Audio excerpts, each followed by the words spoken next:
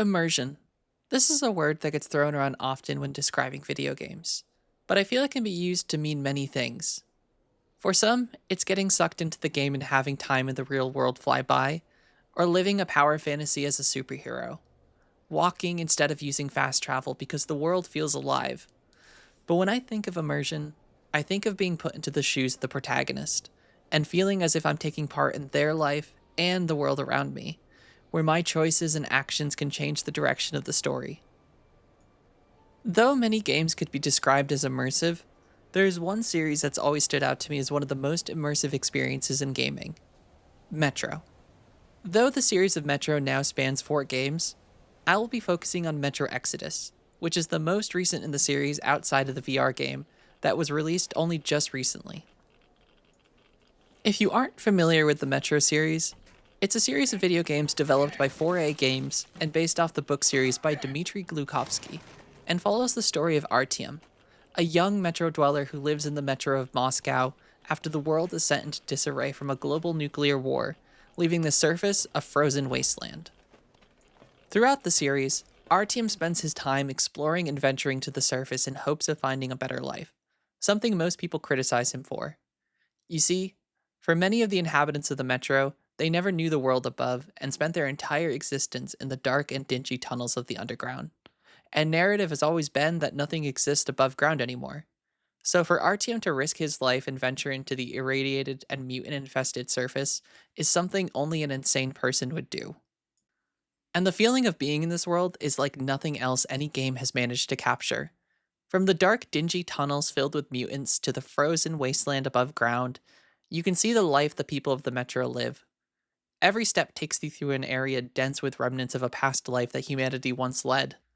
Through the environments, you learn about this hostile world as you walk by dead bodies frozen in time on a train, or the remains of a brawl between mutants on the surface. Piled up cars can be found where you learn how the military attacked citizens to prevent being overwhelmed themselves. Through every zone of this game, there is a haunting blend of beauty and disaster that coincides with one another.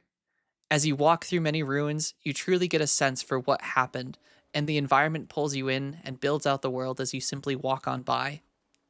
But for the explorer, these can often lead you to useful materials, such as finding ammunition or weapons on a body who made their final stand backed into a corner before they met their demise to mutants, or an unfortunate run in with an anomaly. The world around you feels alive and has so many stories to tell. One thing that often brings me out of a game quickly is menus.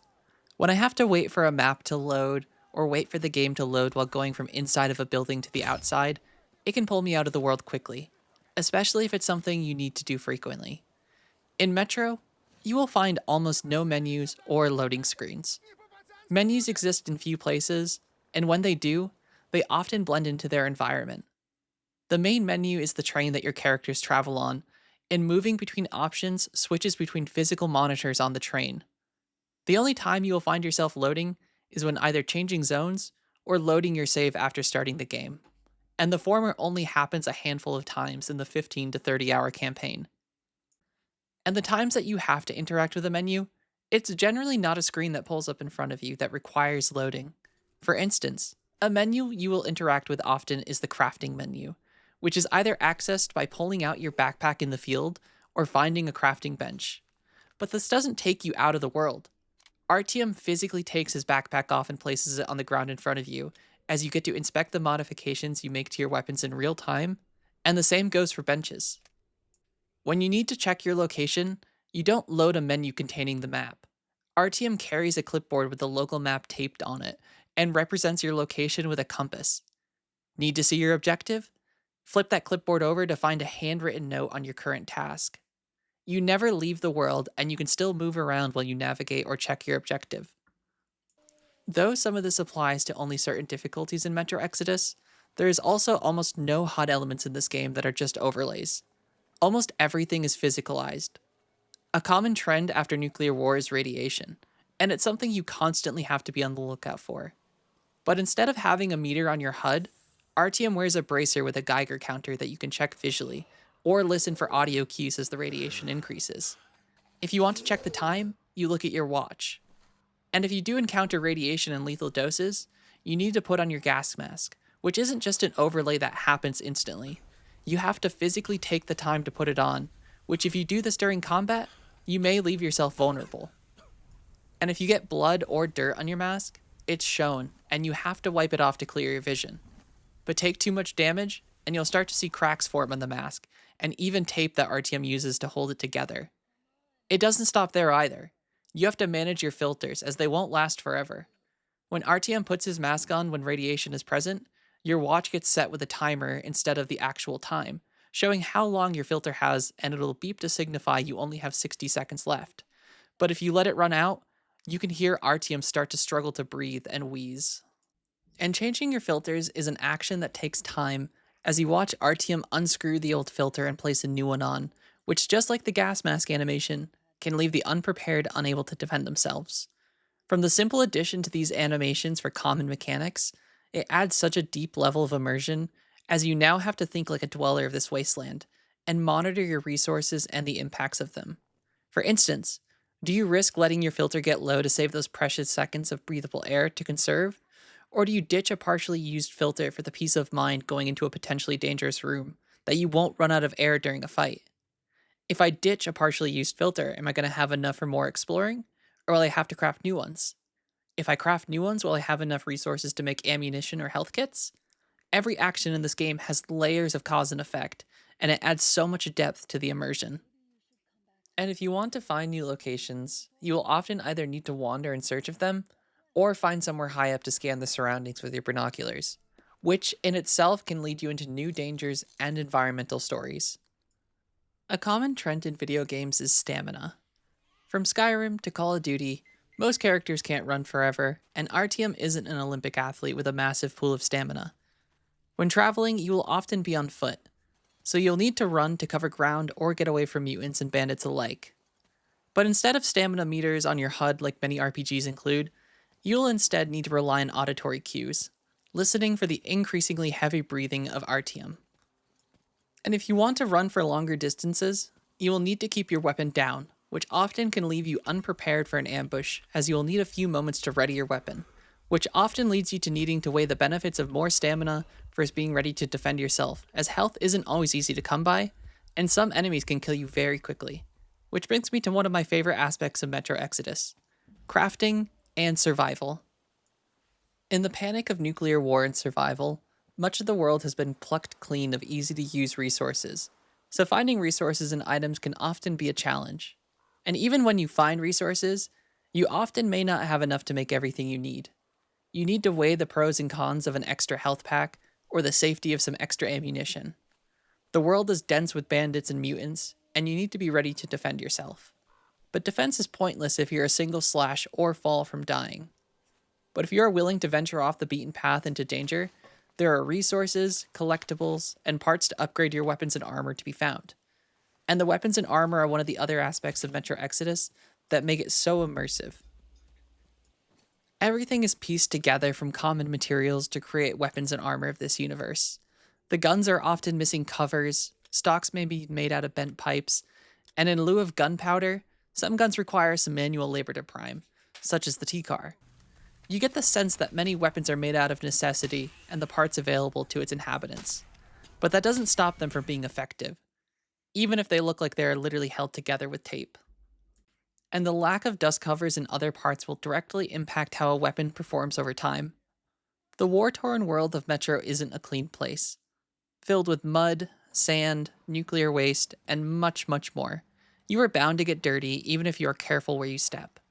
But if you aren't careful, you'll be cleaning your weapons much more often.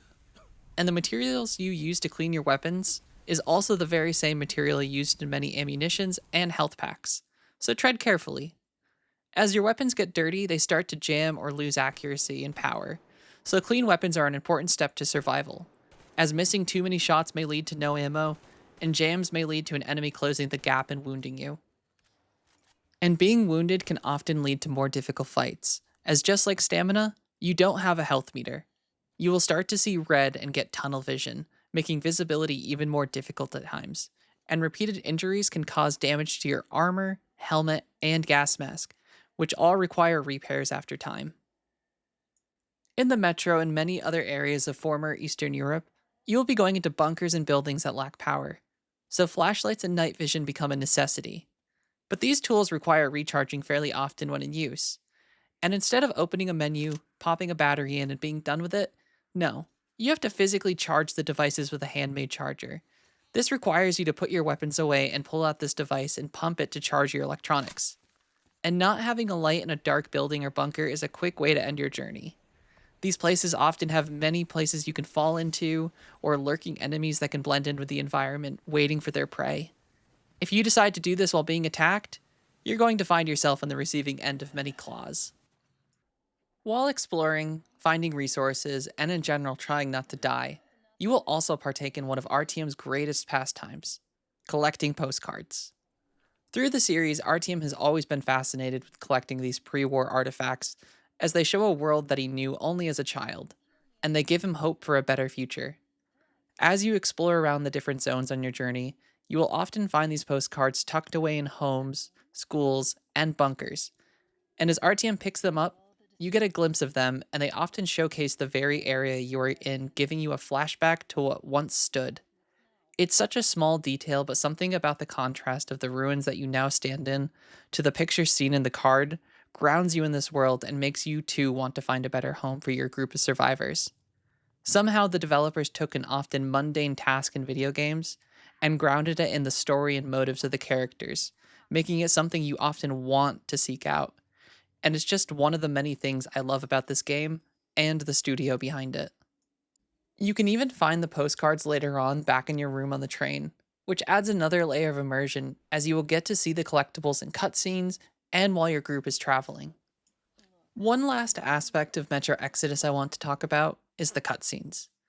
I don't think there's anything wrong with pre rendered cutscenes in games, and often those styles of cutscenes can have some amazing cinematics, such as The Last Stand in Space Marine 2, or everyone's favorite unnamed knight in the Elder Scrolls Online cinematic, taking out the trash. But there's something to be said about real time cutscenes and how they make a game feel more real and alive immediately, as you're never taken out of the game or the story. This is how Metro does cutscenes. From the very intro of the game, where you are standing in the frozen streets of Moscow, to defending yourself from Watchmen in the Metro itself, you are always seeing the world from RTM's perspective, and often you are able to do other things while conversations happen around you, such as tuning a radio or smoking a cigarette.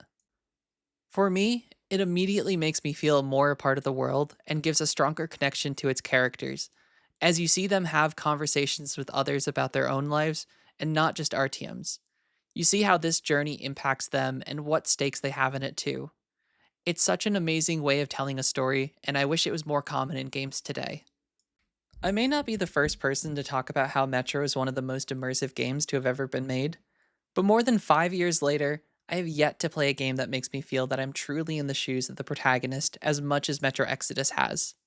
From the desolate yet beautiful landscapes, the atmosphere of the day and night cycles, the physicalization of mechanics, the environmental storytelling, and the impact your choices have on the world, Metro is one of the best games I have ever played, and in my opinion, a masterclass on what immersive gameplay is.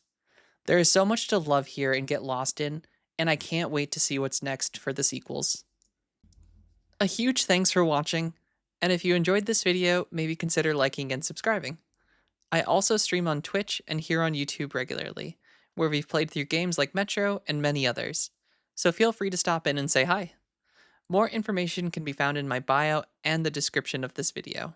Thank you again, and have a wonderful day.